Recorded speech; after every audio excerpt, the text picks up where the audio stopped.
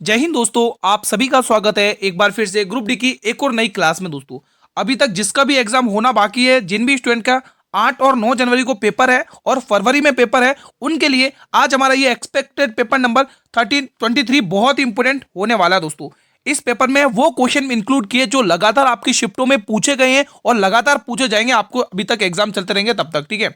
तो जिसमें हम विज्ञान, आज जीके के भी क्वेश्चन ऐड किए, ठीक है। गणित और रीजनिंग के क्वेश्चन और करंट अफेयर के वो रियल क्वेश्चन देखेंगे जो एग्जाम में पूछे जा रहे हैं। पहला प्रश्न आपकी स्क्रीन पर आ चुका है, बहुत ही इंपॉर्टेंट है।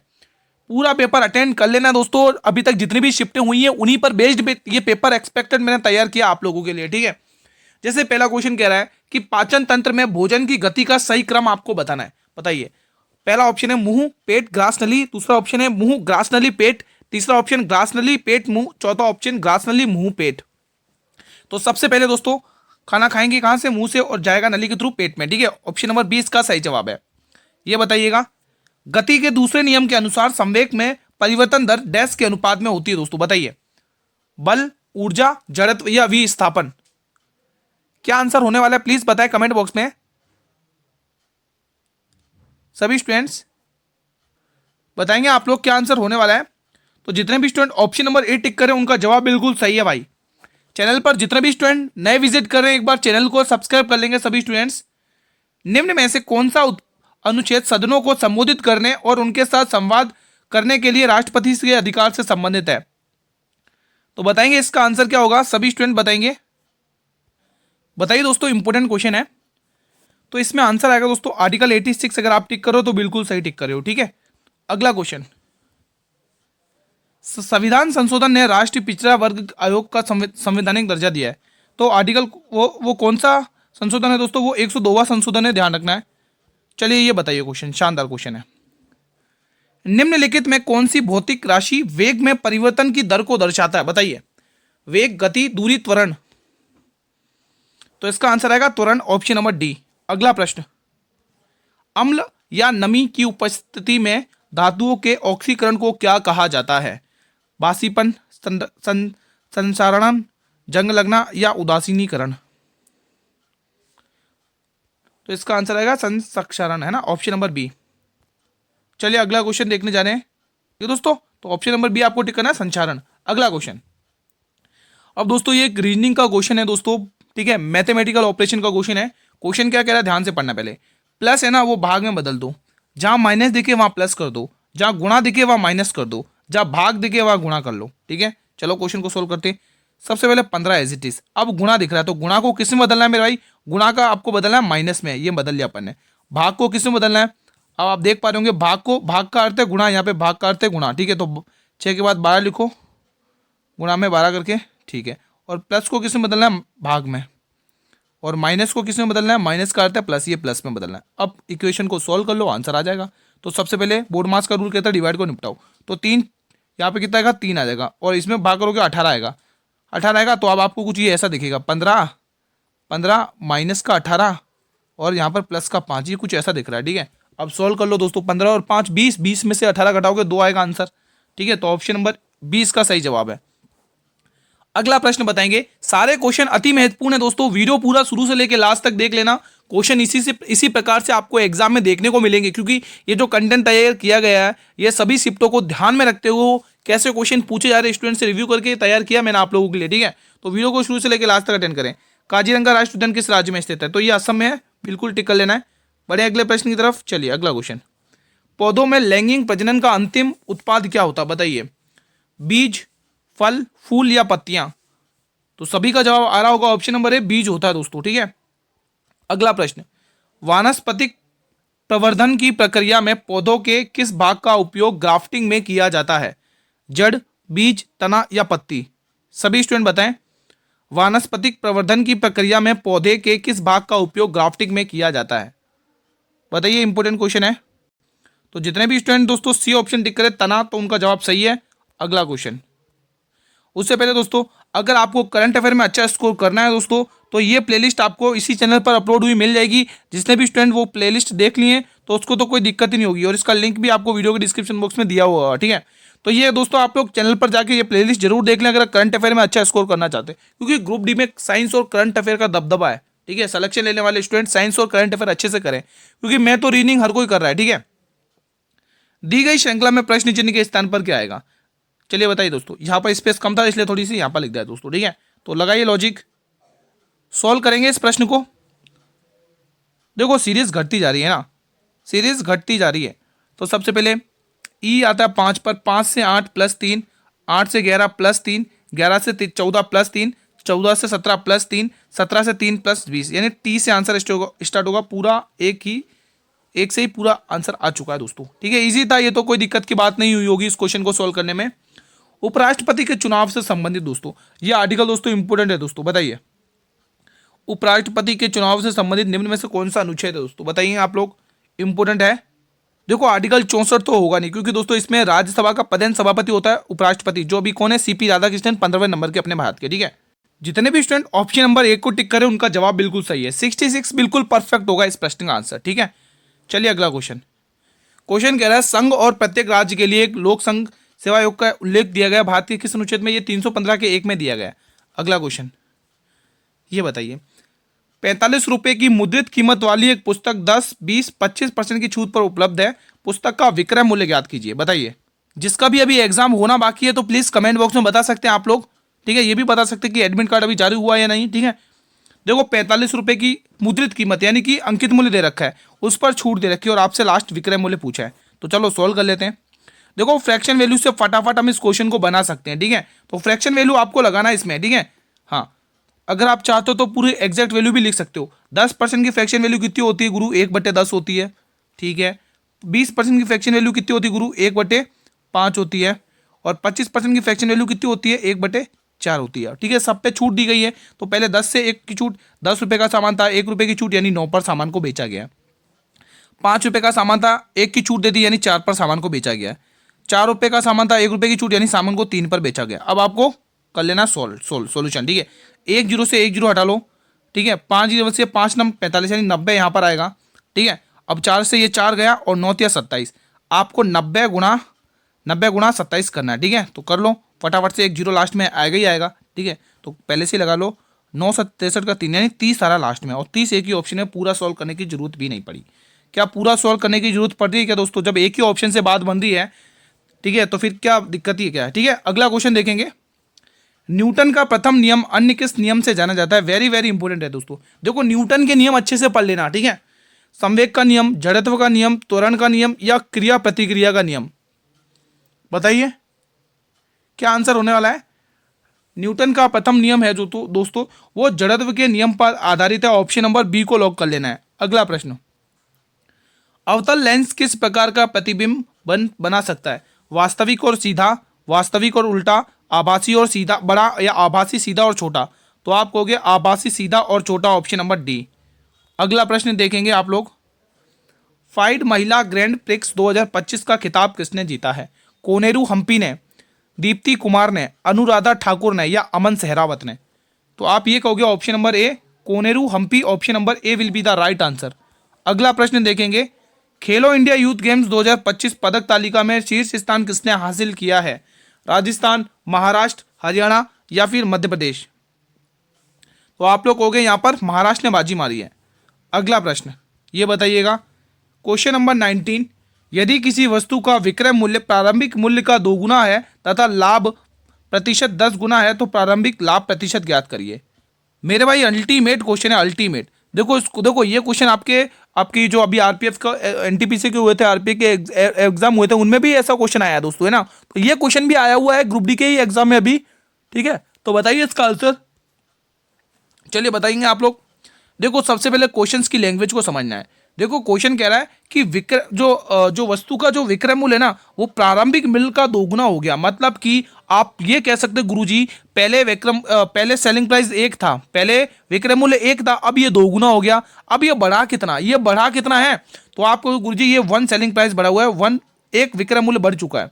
भाई प्रारंभिक मूल्य का 2 गुना होने का मतलब क्या है कि भाई पहले वो वैल्यू 1 रही होगी, अब 2 गुना हो गई, तो बढ़ा कितना? 1 से 2 होना, यानी 1 का बढ़ा। ठीक है, फिर आगे कह रहा लाभ भी 10 गुना बढ़ जाएगा, लाभ भी 10 गुना बढ़ेगा। तो पहले लाभ 1 था, अब 10 हो गया, बढ़ा कितना? 9। तो ये दोनों बराबर है, 9 सेलिंग प्राइस के बराबर है। यहां से आप लोग सीपी और एसपी यानी कॉस्ट मतलब क्रय मूल्य और विक्रय मूल्य का आप निकाल देंगे वैल्यू। तो यहाँ पर क्रय मूल्य लिखना है, यहाँ पर विक्रय मूल्य लिखना है और यहाँ पर आपको प्रॉफिट लिखना है दोस्तों, ठीक है। हाँ, तो देखो दोस्तों आप देख सकते हैं, आपको जस्ट दोस्तों आपके इसके सामने किसकी वैल्यू दिख रही है, देखो सेलिंग प्राइस के जस्ट सामने क्या 9 रुपये, तो सेलिंग प्राइस में 9 रुपये लिखना है, ठीक है। हाँ, और ये तो प्रॉफिट है ना यार, मैंने यहाँ पे थोड़ा रॉन्ग लिख दिया है, यहाँ पर सही कर लो, यहाँ पर ये प्रॉफिट है, ओनली प्रॉफिट है, ठीक है, यानी कि लाभ है, ठीक है। हाँ, अब ये तो दोस्तों सेलिंग प्राइस के जस्ट सामने हमने 9 लिख दिया। अब लेकिन हमें क्या चाहिए दोस्तों, आपको प्रॉफिट भी चाहिए। अब प्रॉफिट के जस्ट सामने क्या दिख रही है दोस्तों आपको वैल्यू, ये वैल्यू क्या लिखनी है, एक, ये क्या हो गया भाई, 1 मिनट, अरे भाई क्या हो गया, सही चल रहा है ना, 1 मिनट,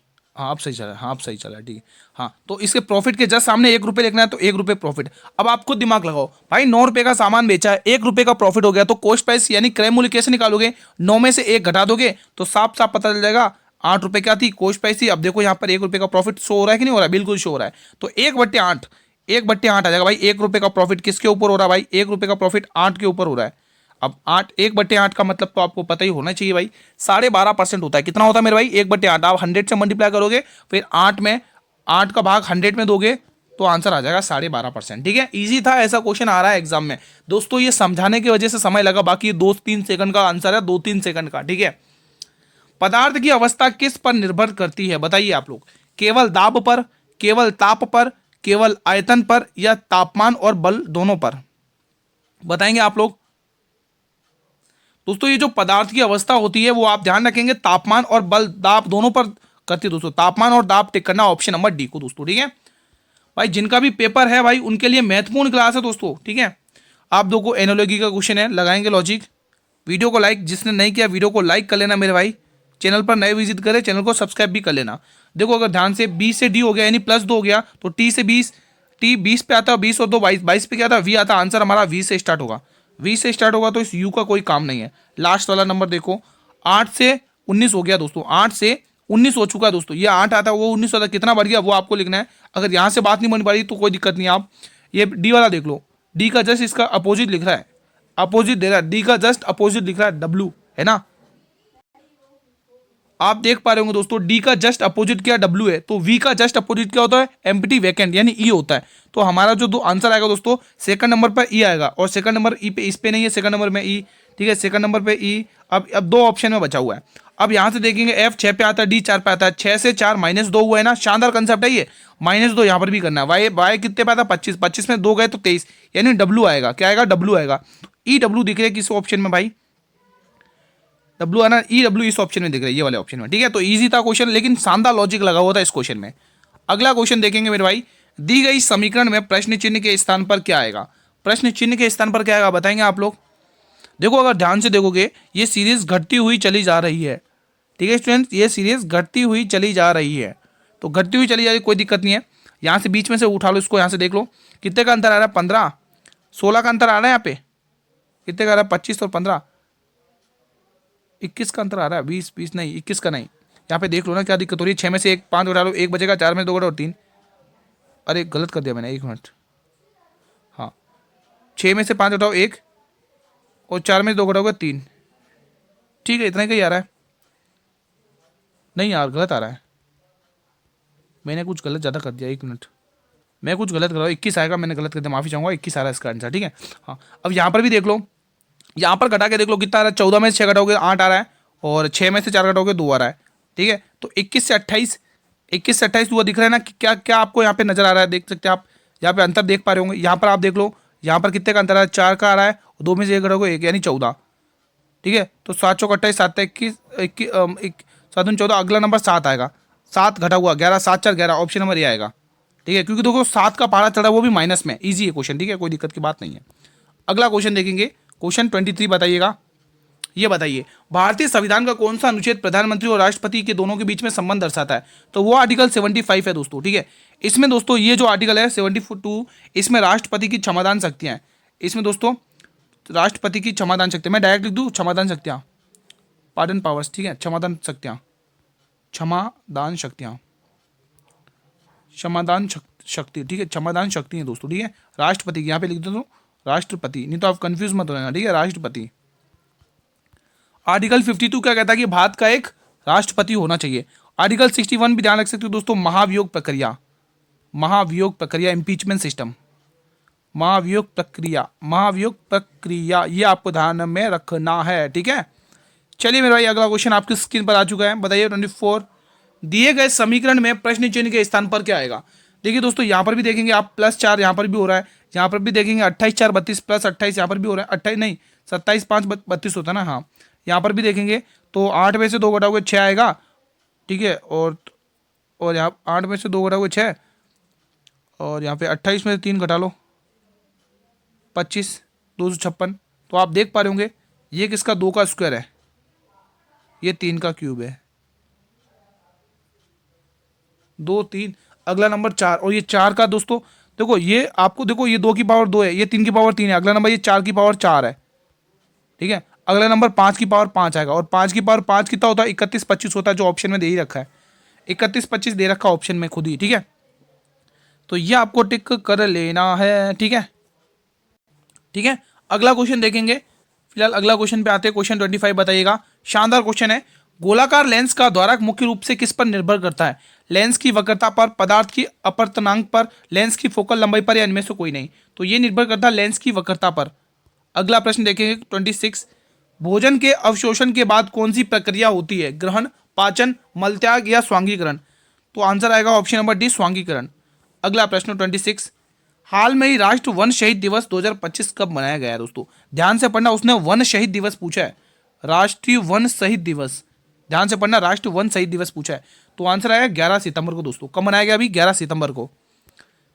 8वीं सभा की स्थापना किसने की है, इंपोर्टेंट क्वेश्चन है। तो इसकी स्थापना राजा राम मोहन राय ने की दोस्तों 1814 में दोस्तों, ठीक है। इन्होंने दोस्तों 1821 में संवाद कौमुदी अखबार निकाला था दोस्तों, ठीक है। 1825 में वेदांत कॉलेज की स्थापना की थी दोस्तों इन्होंने। 1828 में ब्रह्म समाज की स्थापना की थी इन्होंने, ठीक है। खातौली का युद्ध किस वर्ष में लड़ा गया था। 1517, 1516, 1518 या 1519। तो मेरे भाई बताइए, होमवर्क क्वेश्चन है, मैं आपको ये करवा चुका 2-3 बार क्वेश्चन इस ये वाला, ठीक है। तो प्लीज मुझे आप लोग इसका आंसर होमवर्क में बताइएगा। आज 2 क्वेश्चन होमवर्क में लेके आऊँ, एक तो आपको दे चुका हूँ, एक और है आपके लिए। चिकनगुनिया डैश मच्छर के कारण होने वाला एक संक्रमण रोग है, बताइए। इंपॉर्टेंट क्वेश्चन है दोस्तों, बताएंगे आप लोग। एडिस, एनोफिलिस, क्यूलेक्स या मेंसोनिया। तो इसका आंसर आएगा एडिस मच्छर, ठीक है, Aedes. Option number A will be the right answer, ठीक है। बताइएगा दोस्तों ये वाला क्वेश्चन। देखो ये वो क्वेश्चन मैंने तैयार किए जो आपके लगातार शिफ्टों में पूछे आ रहे हैं दोस्तों, ठीक है। अभी पूछी जो भी शिफ्ट हुई हैं, क्योंकि दोस्तों अब तो डेट्स भी चेंज हो गई। 8 और 9 जनवरी को आपका पेपर है, उसके बाद 8 फरवरी में है, ठीक है। 2 3 4 से स्टार्ट है, 2 3 4 5 6 तक, उसके बाद 8 और 9 को स्टार्ट है, ठीक है। तो दुनिया की पहली एआई मंत्री डायला को किस देश ने लॉन्च किया है, बताइए। चीन, फ्रांस, जापान या अल्बानिया। अल्बानिया बताइए। तो आंसर आएगा Albania, Albania, option number D. अगला प्रश्न, अब ये क्वेश्चन शानदार है भाई। देखो इसमें से आपको बताना है कि सबसे छोटी भिन्न कौन सी मेरे भाई, सबसे छोटी भिन्न निकालनी है मेरे भाई, ठीक है। बताइए इसका आंसर। तो अगर अपन ध्यान से देखेंगे, अगर आपसे बड़े पूछे तो भी देखो बड़ी छोटी अगर आप चाहो तो निकाल सकते, कोई दिक्कत की बात नहीं है, ठीक है। और यहाँ पर देखेंगे 13/16, और यहाँ पर देखेंगे 7/12, ठीक है, ठीक है दोस्तों। हाँ अगर दोस्तों आप यहाँ पे 0 0 बढ़ा लो, अगर मान लो 0 0 बढ़ा लेते हैं, 0 0 बढ़ा लेते हैं तो यहाँ पे पॉइंट लग जाएगा। तो कितना आएगा 8 6 48, 8 6 48 0.6 के समथिंग आएगा। ये देखो 14 दूनी 28 0.2 के समथिंग आएगा। और ये देखो कितना आएगा 16 85 16 96 16 8 128 0.8 आएगा। और 12.60 12 72 12.5 आएगा। उसने पूछा आपसे छोटी भिन्न बतानी है, छोटी भिन्न बतानी है दोस्तों। तो आप देख पा रहे होंगे दोस्तों सबसे छोटी भिन्न कौन सी है, आप देख ही पा रहे होंगे दोस्तों सबसे छोटी भिन्न कौन सी है, 0.2 वाली। तो ऑप्शन नंबर ए। अगर आपको बड़ी भिन्न पूछेगा मेरे भाई, बड़ी भिन्न, तो आप बड़ी भिन्न देख पा रहे हो 0.8 वाली, यानी कि 13/16 इसमें से बड़ी भिन्न है, ठीक है। अगर बड़ी पूछे तो ईजी था। देखो ऐसे क्वेश्चन को करने के बहुत सारे तरीके, आप लोग बहुत सारे तरीकों से इन क्वेश्चन को कर सकते हो, ठीक है। जब गुणसूत्रों में बिना विभाजन में कोशिका के विभाजन होता है तो उसे क्या कहते हैं। जब गुणसूत्रों में बिना विभाजन के कोशिका में विभाजन होता है उसे क्या कहते हैं। इंपोर्टेंट क्वेश्चन है। बीजाणु जनन, असूत्री विभाजन, अर्धसूत्री विभाजन या समसूत्री विभाजन। तो इसका आंसर आएगा और असूत्री विभाजन। अब दोस्तों आप देख सकते हैं करंट अफेयर के लिए इसकी मतलब लिंक भी है प्लेलिस्ट का, और उसमें पीडीएफ अलग से मतलब अलग से प्लेलिस्ट मैंने आप लोगों के लिए बना रखी है, ठीक है। साधारण मानव में गुणसूत्रों की संख्या, ये तो कॉमन सेंस वाला क्वेश्चन है, 46 होती है दोस्तों, ठीक है। 33 से जोड़े होते हैं। अगला क्वेश्चन, लार निम्न में से किसके पाचन में सहयोग करती है। इंपोर्टेंट क्वेश्चन है, बताइए। रेशे, वसा, स्टार्च, प्रोटीन। बताइए दोस्तों इसका आंसर क्या होने वाला है। तो ये दोस्तों स्टार्च में दोस्तों, ऑप्शन नंबर सी। अगला प्रश्न देखेंगे, क्वेश्चन नंबर बताएंगे 36। अर्जुन पुरस्कार किस क्षेत्र में वशिष्ठ योगदान के लिए दिए जाता है। सभी स्टूडेंट बताइए। दो अर्जुन पुरस्कार दोस्तों खेल के क्षेत्र में दिया जाता है। किसके क्षेत्र में? खेल के क्षेत्र में। साहित्य अकादमी पुरस्कार, अरे कहाँ गया भाई, ये रहा। साहित्य अकादमी पुरस्कार मुख्य रूप से किसे प्रोत्साहन, इसे प्रोत्साहन देने के लिए मुख्य रूप से समर्पित होता है दोस्तों। बताइए किसे आएगा यहाँ पे, किसे? ठीक है, साहित्य का पुरस्कार। तो साहित्य का पुरस्कार साहित्य के क्षेत्र में। अब ये क्वेश्चन मैं आपके लिए होमवर्क लेके आया हूं दोस्तों, आप लोगों के लिए दो क्वेश्चन रखे, एक तो दे चुका हूं और ये क्वेश्चन आपको और होमवर्क में देना है। कर लोगे? कर लोगे होमवर्क में ये क्वेश्चन? कमेंट करके मुझे बताइएगा। ठीक है, दो क्वेश्चन आपको होमवर्क में दे दिए मैंने। चलिए ये प्रश्न बताएंगे आप लोग। निम्न में से कौन सा ऊतक सबसे बड़ा अंतरकोशीय स्थान होता है? जाइलम, एपिडर्मी, पेरेन्काइमा या स्क्लेरेन्काइमा? सभी प्रश्न स्टूडेंट को आंसर बताने, प्रश्न के आंसर कमेंट बॉक्स में दोस्तों, इंपोर्टेंट क्वेश्चन है। तो इसका आंसर आएगा पेरेन्काइमा, ऑप्शन नंबर सी को। जितने भी मेरे वीर टिक करें उनका जवाब सही है। अब ये क्वेश्चन बता दोस्तों एक रीजनिंग का। ठीक है, इसके बाद एक और शानदार सा क्वेश्चन रखा मैंने आप लोगों के लिए। निम्न में से यदि प्लस को माइनस में, गुणा को भाग में बदल दिया तो समीकरण में सॉल्यूशन करना है। तो चलिए स्टार्ट करते हैं। देखो 45 को ऐसे लिखना, गुणा को आपको किस में बदलना? भाग में, और भाग को गुणा में बदलना है। ठीक है, हाँ। माइनस को प्लस में बदलना है, माइनस को प्लस में बदलना है, और प्लस को माइनस में बदलना है। चलो बदल देते हैं। ठीक है, हाँ। अब सॉल्व कर लेते हैं इस क्वेश्चन को। चलिए मेरे भाई क्वेश्चन को सॉल्व करते हैं यहाँ से। अगर आप ध्यान से देखोगे ये वैल्यू 3 आ जाएगी, और जैसे इसमें गुणा करोगे तो ये वैल्यू 120 आ जाएगी। 120 प्लस यहाँ पर 30 है और यहाँ पर -5 है दोस्तों। ठीक है, हाँ। तो आप देख पा रहे हो 145 आंसर आ रहा है, क्योंकि देखो 120 में आप 130 जोड़ लोगे तो कितना आएगा? 150 आएगा, और 150 में से 5 घटा लोगे तो ऑप्शन बी आ जाएगा। इजीली बना लिया आप लोगों ने। चलिए ये क्लास का एक और अंतिम प्रश्न बचा हुआ है, इसको सॉल्यूशन, इसका सॉल्यूशन दीजिए। इंपोर्टेंट क्वेश्चन है दोस्तों। ठीक है, एक दुकानदार 10% के लाभ पर सामान बेचता है। वो गलत वजन का उपयोग करके 1 किलो के स्थान पर 900 ग्राम का बाट ही इस्तेमाल करने पर वो तक करता है दोस्तों। तो उसका लाभ प्रतिशत क्या होगा? इंपोर्टेंट क्वेश्चन है दोस्तों। डिसऑनेस्ट शॉपकीपर यानी बेईमान दुकानदार से क्वेश्चन पूछा जा रहा है ग्रुप डी के एग्जाम में। तो सॉल्व करेंगे इसको। तो सबसे पहले दोस्तों दो चीज हमारे पास होती है, एक तरफ कॉस्ट प्राइस होती है और एक तरफ सेलिंग प्राइस, यानी एक तरफ क्रय मूल्य, दूसरी तरफ विक्रय मूल्य होता है। ठीक है, अब दोस्तों हमेशा सेलिंग प्राइस में 1000 ग्राम लिखना है। ठीक है, क्योंकि हम तो यही उद्देश्य से गए थे कि हमें 1 किलो सामान लेना है, तो जो दुकानदार होगा वो हमें 1000 ग्राम ही देगा दोस्तों। ठीक है, तो उसने कहा भाई 10% पे लाभ पर बेचता सामान को, यानी 100 रुपये का सामान था, वो 10% के लाभ पर बेचता दोस्तों। ये कह रहा है क्वेश्चन। ठीक है, तो 10% के लाभ पर बेचने का मतलब क्या होता है? 100 रुपये का सामान 110 पर बेच दिया। अब आप जब इस इसको सॉल्व करोगे तो 1 जीरो से 1 जीरो 10 का सामान 11 बिचेगा, बिचेगा कि नहीं बिचेगा? तो इससे बढ़िया 10 की फ्रैक्शन वैल्यू ही लिखो ना, इससे ऐसा लिखने के बेहतर है ना। तो 10% की फ्रैक्शन वैल्यू क्या होती है मेरे भाई? तो आप कहोगे गुरुजी 10% की फ्रैक्शन वैल्यू 1/10 होती है। तो आप कहोगे कि 10 रुपये का सामान था, 1 रुपये के प्रॉफिट पे 11 पर बेच दिया। अब क्या कह रहा है? 1 किलो के बजाय वो 900 ग्राम का वाट का प्रयोग करता है। देना चाहिए था उसको 1000 ग्राम का, उसको सामान 1000 ग्राम का देना चाहिए था मेरे भाई, लेकिन उसने 900 ग्राम ही दिया है। कितना दिया मेरे भाई? 900 ग्राम ही दिया है। अब आप यहाँ से कुछ कटा तो काट लो, 2 जीरो से आप यहाँ से 2 जीरो हटा लो, यानी कि उसने गुरु 90 रुपये का सामान हमें कितने में दे दिया? 110 रुपये में। ठीक है, हाँ 110 रुपये में। ठीक है, 90 रुपये का सामान 110 में, 1 जीरो से 1 जीरो। ठीक है, अब 1/9, 1/9 का प्रॉफिट हुआ, यानी 100 पर आपको निकालना है। तो जैसे ही आप इसको सॉल्व करोगे तो क्या आएगा दोस्तों बताइए? ठीक है, बताएंगे आप लोग इसका आंसर क्या आएगा? यही आ रहा है। ठीक है, अच्छा 2 है ना यार यहाँ पे, तो हाँ यहाँ पे 1 मिनट, हाँ यहाँ पे 2 है ना, 2 है। ठीक है, 2 रुपये का प्रॉफिट किसके ऊपर? 90 रुपये के ऊपर। और आपको वैल्यू प्रतिशत में पूछिए दोस्तों। 90 क्या 9 रुपये, 90 क्या मेरे भाई? 9 रुपये। ठीक, और आपको वैल्यू प्रतिशत में पूछिए तो 200/9। और 200/9 क्या होता है दोस्तों? 200/9 क्या होता है? आप देख सकते हैं यहाँ पे 200/9। ठीक है, तो 9 दूनी 18। पॉइंट में आंसर आ रहा है क्या इसका? नहीं यार, यही आ रहा है। इसका मल्टीप्लाई पे तो कुछ और ही आ रहा है यार, डिवाइड करने पे, डिवाइड पे और ही आ रहा है। करके देख लो यार, भले कुछ और आ रहा है इसमें। 1 मिनट चेक कर लेते। 200 से भाग दूँ, 9 एकन 9, 9 दूनी 18, ये 2 बचेगा 20, 9 दूनी 18, ये आ रहा है 12 सही 2/9, यही आ रहा है ना। इसमें आंसर कुछ अलग दे रखा है क्या? हम कुछ मिस्टेक हुई है क्या मुझसे यहाँ पर? एक बार चेक करने दो, एक बार रुको यार, इसे एक बार मैं मिटा के आप चेक कर लेता हूँ यार, शायद मुझसे कहीं मिस्टेक हो रही है, पकड़ में नहीं आ रही। एक बार 1 मिनट रुकेंगे आप यहाँ से। एक काम करते हैं, हम बड़ी वाली वैल्यू रख के एक बार सॉल्व करते हैं। एक काम करते हैं, 100 रुपये का सामान था, 110 पे बेच दिया उसने। ठीक है, उसके बाद उसको देना चाहिए 1000 ग्राम का, उसने दिया कितना? 900 ग्राम का। ठीक है, यहाँ तक कोई दिक्कत नहीं है। हाँ, तो अब देखेंगे 2 जीरो से ये 2 जीरो गए, ठीक है भाई। 1 जीरो से ये 1 जीरो गया, ठीक है भाई। यहाँ भी कोई दिक्कत नहीं है, ठीक है। तो यहाँ पे 90 रुपये का सामान 11 ढाई 110 रुपये मिल रहा है। सही तो करे अपन। 1 0 से 1 0 गया। अब 9 रुपये का सामान 2/9, 2/9। अब इसको 100 से मल्टीप्लाई करना है। ये आ रहा है इसका यार आंसर 200/9 आ रहा है। आप लोगों को क्या आ रहा है इसमें? अपन ने यहाँ पर तो सही किया यार। 9 दूनी 18, 2 ठीक है। 9 दूनी 18, अच्छा 22 पॉइंट, हाँ 9 दूनी 18। यहाँ पर दोस्तों 22.9 बट 2/9% आ रहा है इसका आंसर।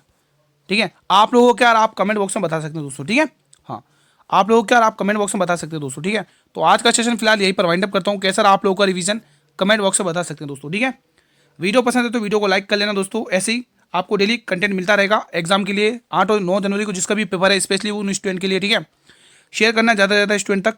चैनल पर पहली बार विजिट करो मेरे भाई, तो चैनल को भी सब्सक्राइब करके रख लेना और बेल नोटिफिकेशन को भी प्रेस कर लेना, ताकि आने वाले हर वीडियो का नोटिफिकेशन मिलता रहे। इसकी जो PDF आपको मिलने वाली है वो टेलीग्राम चैनल पर मिलेगी।